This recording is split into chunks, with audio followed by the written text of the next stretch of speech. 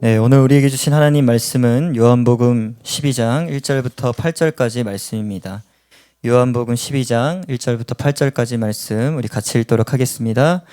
6월절 엿새 전에 예수께서 베다니에 이르시니 이곳은 예수께서 죽은 자 가운데서 살리신 나사로가 있는 곳이라. 거기서 예수를 위하여 잔치할새 마르다는 일을 하고 나사로는 예수와 함께 앉은 자 중에 있더라. 마리아는 지극히 비싼 향유 곧 순전한 나드 한 근을 가져다가 예수의 발에 붓고 자기 머리털로 그의 발을 닦으니 향유 냄새가 집에 가득하더라. 제자 중 하나로서 예수를 잡아줄 가룟 유다가 말하되 이 향유를 어찌하여 300데나리온에 팔아 가난한 자들에게 주지 아니하였느냐 하니 이렇게 말함은 가난한 자들을 생각함이 아니요 그는 도둑이라. 돈깨를 맞고 거기 넣는 것을 훔쳐 가밀어라. 예수께서 이르시되 그를 가만두어 나의 장례할 날을 위하여 그것을 간직하게 하라. 가난한 자들은 항상 너희와 함께 있거니와 나는 항상 있지 아니하리라 하시니라. 아멘. 네, 여러분 오늘은 예배자 시리즈 세 번째 시간이고요. 오늘은 마리아 올인한 예배자라는 제목으로 하나님의 말씀을 전하도록 하겠습니다. 담임 목사님께서 최근에 이 본문을 가지고 설교를 하셨고 제가 12월 달에 이 대전에 왔어요. 한 달 동안 저기 송충 장로교회에서 예배를 드렸거든요. 거기서도 내가 이 말씀을 들었어. 그래서 두 개의 말씀을 잘 짬뽕해서 그리고 나의 해석을 담아서 오늘 이 마리아 본문을 설교하면 좋겠다 라는 감동이 있어서 오늘 설교를 준비했습니다. 제가 걱정을 했어요. 여러분들이 주일 1부 예배 때 참여하는 친구들이 있더라고. 그 친구들이 이미 말씀을 들었다면 오늘 말씀이 좀 불편할 수도 있겠다는 생각이 들었지만 여러분들의 기억력을 믿습니다. 어차피 설교를 들어봤자 기억력이 오래가지 못하는 거 알고 있기 때문에 여러분 오늘 말씀을 통해서 다시 한번 말씀을 마음에 새길 수 있는 저와 여러분들 되시길 소망합니다. 여러분들에게 예배란 무엇입니까? 저는 오늘 이 질문으로 설교를 시작하고 싶습니다. 여러분들에게 예배란 무엇입니까? 이 질문에 대해서는 다양한 대답이 나올 수 있습니다. 하나님을 만나는 시간 도 될 수 있고 하나님의 말씀을 듣는 시간, 다양하게 예배에 대한 정의가 있을 수 있는데 저는 오늘 여러분들과 나누고 싶은 예배의 정의가 있습니다. 요한복음 12장 2절에 나오는 단어인데요. 바로 잔치입니다. 여러분 예배는 예수님을 위한 잔치라는 것을 믿으시기를 바랍니다. 우리 요한복음 12장 2절을 다시 한번 읽어볼까요? 시작. 예수를 위하여 잔치할새 마르다는 일을 하고 나사로는 예수와 함께 앉은 자 중에 있더라. 아멘. 여러분 오늘 본문을 정확하게 이해하려면 요한복음 11장을 읽어야 되는데요. 요한복음 11장에는 나사로라는 사람이 번결로서 죽습니다. 근데 예수님께서 조금 늦게 오시거든요. 시체가 다 썩어버렸어요. 근데 예수님께서 그 시체를 살리셔가지고 나사로가 부활하는 놀라운 일이 일어나게 됩니다. 여러분 요한복음 11장에 보면 나사로가 죽었다가 살아나니까 많은 유대인들이 예수님을 믿게 되었다는 말씀이 나옵니다. 그 다음에 이어지는 말씀이 오늘 요한복음 12장의 말씀인데요. 여러분 요한복음 12장에 보면 나사로의 집에서 예수님을 위한 잔치가 열리고 있는 것입니다. 여러분 저는 여기서 예배에 대한 아주 좋은 정의, 잔치라는 정의를 발견한 거예요. 여러분 따라합시다. 예배는 예수님을 위한 잔치다. 여러분 잔치는 행복하고 즐거운 거잖아요. 그쵸? 근데 여러분들의 표정은 전혀 즐거워 보이지가 않아. 오늘 이 예배는 잔치인데 말이지. 예수님을 위한 잔치. 여러분 오늘 여러분 예배 드릴 때요. 인상을 피시기 바랍니다. 하나님 오해하세요. 제가 오늘 나랑 안 좋은 일이 있나? 오해할 수도 있으니까 인상을 피고 잔치로서 예배하는 저와 여러분 되길 소망합니다. 여러분 오늘 우리가 교회에 나온 이유가 뭡니까? 날 구원하신 그 주님의 은혜가 너무 크고 놀라워서 감사해서 우리가 오늘 이 예배에 나온 줄 믿습니다. 그래서 우리는 매주 예배가 잔치가 되어야 한다는 거예요.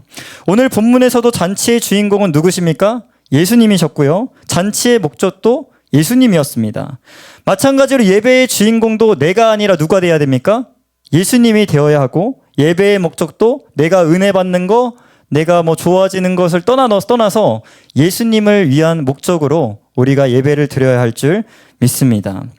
물론 우리가 하나님의 위로를 예배를 통해서 받고 하나님 은혜도 받아야 되지만 우리가 예배의 진짜 목적이 뭐냐고 물었을 때 내가 예수님을 높여드리고 내가 예수님을 사랑하는 예배를 드려야겠다. 우리가 그 목적성을 좀 갖고 하나님 앞에 예배하는 저와 여러분들 되기를 소망합니다. 그래서 오늘 말씀을 통해서 저는 여러분들을 점검하고 싶어요. 그동안 내가 예배를 수없이 드려왔는데 나의 예배는 누구를 위한 예배였는가? 정말 주님을 위한 예배였는가? 아니면 나를 위한 예배였는가? 바라기는 여러분들의 예배가 변화되기를 주님의 이름으로 축복합니다. 오늘 본문에 보면 예수님을 위한 잔치에 다양한 사람들, 다양한 예배자들이 등장합니다. 저는 5가지의 예배자를 찾았어요. 대단하죠? 5가지 예배자? 담임 목사님은 4가지였어. 난 5가지야. 5가지 예배자. 오늘 설교가 늦게 끝날 수도 있겠다. 5가지의 예배자를 함께 나누고 우리는 도대체 어떤 예배자인지 확인하고 돌아가는 시간을 가졌으면 좋겠습니다. 여러분, 첫 번째 예배자는 바로 나사로의 여동생 마르다였습니다. 여러분, 오늘 본문 2절 중간 부분에 보면 마르다가 뭘 하고 있죠? 보세요, 여러분. 주보 안에 있던 걸 성경책에 있으면 뭐라고 돼 있어요? 마르다 뭐 하고 있어요? 일을 하고 있다고 합니다. 여러분, 우리가 잘 아는 이야기죠. 마르다와 마리아 이야기. 예수님이 또 집에 찾아왔어. 여러분, 손님이 집에 오면 뭘 해야 될까요? 간식을 내놓던가 대접을 해야 될 거 아니에요. 그래서 마르다가 열심히 부엌에서 준비를 합니다.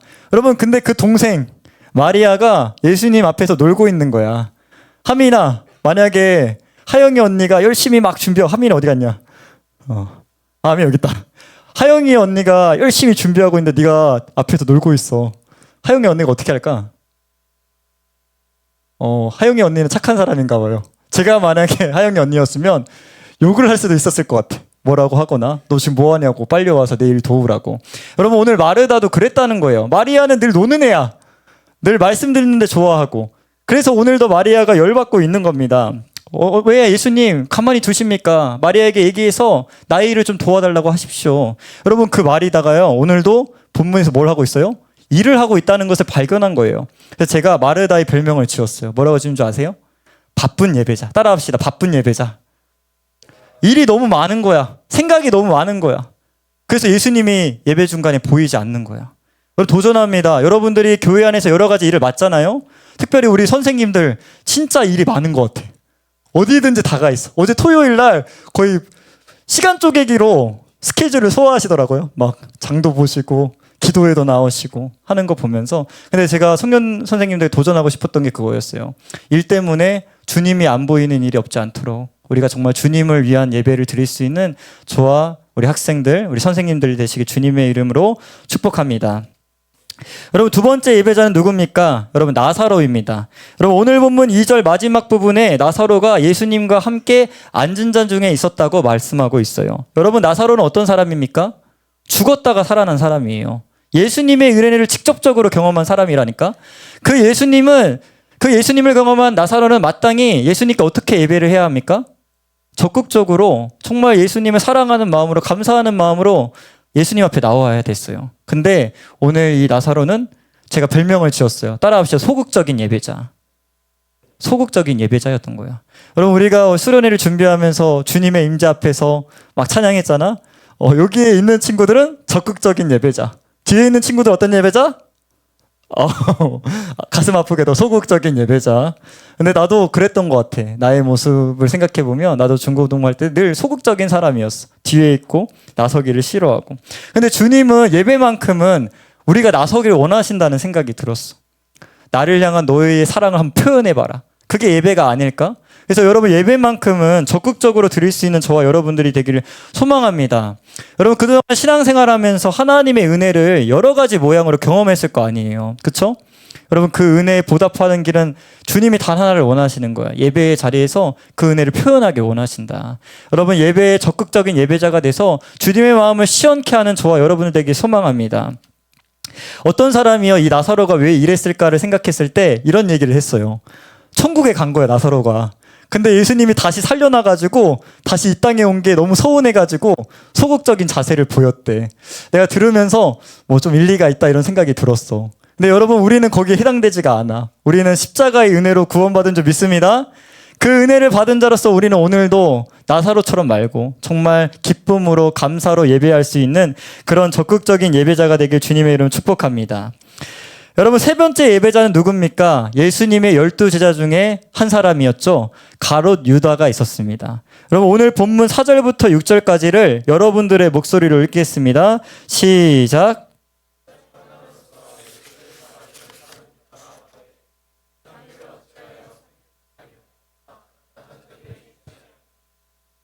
이렇게 말함은 가난한 자를 생각함이 아니요 그는 도둑이라 돈깨를 맞고 거기 넣는 것을 훔쳐감이러라.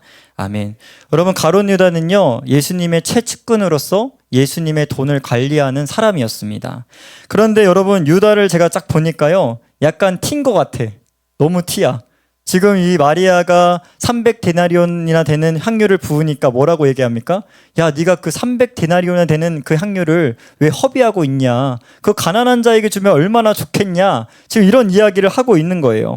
여러분, 여기서 300데나리온은요 여러분 1년치 노동 품삯이래요. 그러니까 여러분 달에 한 200만 원 받는다고 치면 2,400만 원짜리 향유를 지금 예수님께 갖다 부어버린 거예요, 마리아가. 그걸 보고 유다가 막 평가하고 비난하기를 시작하는 것입니다. 돈이 아깝다, 왜 그랬냐 하는 겁니다. 저는 오늘 본문의 가룟 유다를 뭐라고 별명을 붙였냐면요, 평가하는 예배자입니다. 따라해 보시죠. 평가하는 예배자. 여러분들은 예배를 평가하는 자리에 있지 않기를 원합니다. 저는 설교자이기 때문에요, 저는 T예요. 제 설교가 끝나면 전 집에 돌아가서 뭐 하는 줄 아세요? 제 설교 피드백을 해요. 뭘 잘못 얘기했나 피드백을 합니다. 발음이 너무 안 좋았다, 뭐 그런 걸 피드백하는데 그건 저의 업무예요. 근데 여러분들은 예배를 평가하는 자리가 되지 않고 예배를 드리는 자가 되길 주님의 이름으로 소망합니다. 가룟 유다는 지금 예배에 대한 피드백을 드리고 있었던 게 아니야. 비난을 하고 있었던 거야. 너의 예배가 잘못됐다, 아깝다, 누가 그렇게 많이 드리냐 한 겁니다. 여러분, 다른 사람의 눈치 그런 거 보지 말고, 가룟 유다 같은 사람이 꼭 있다니까. 너가 열심히 찬양할 때 뒤에서 수군대는 애들이 있다니까. 그럼에도 불구하고 여러분들 가룟 유다 같은 예배자가 아니라 정말 마리아 같은 예배자가 될 수 있는 저와 여러분들 되길 주님의 이름으로 소망합니다. 제가 이런 생각을 했어요. 제가 흑백 요리사 너무 재밌게 봤거든요. 그래서 그걸 묵상하면서 이런 생각이 들었어. 아, 예배에 있어서는 안성제가 되면 안 된다. 뭐 예배가 너무 이분하다, 뭐 그런 얘기 하지 말고, 알았지? 예배는 그냥 잘 드리면 돼. 알겠지? 하나님 앞에. 우리가 그런 예배자가 되길 소망합니다. 네 번째 예배자는 뭘까요? 이거 제가 찾은 예배자입니다. 요한복음 12장 9절에 나오는 유대인의 큰 무리들이 있습니다. 우리 요한복음 12장 9절 같이 한번 읽겠습니다. 시작.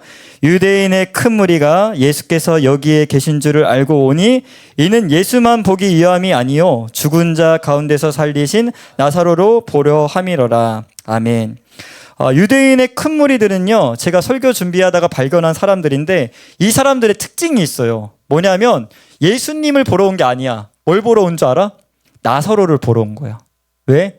그 기적이 너무 놀라워서 그 기적을 보고 싶어서 온 사람들이라고 합니다. 저는 오늘 이 예배 중에 그런 사람들이 있을 것 같아. 예수님이 아니라 예수님의 손에 있는 거, 예수님이 주실 축복, 예수님이 주실 무언가를 바라고 예배하러 온 사람들이 있겠다라는 생각이 들었어요. 근데 이게 나쁜 건 아니라고 생각해. 근데 순서가 중요해. 예수님의 손에 있는 거 말고 예수님 자체를 예배할 수 있는 저와 여러분들 되시길 소망합니다.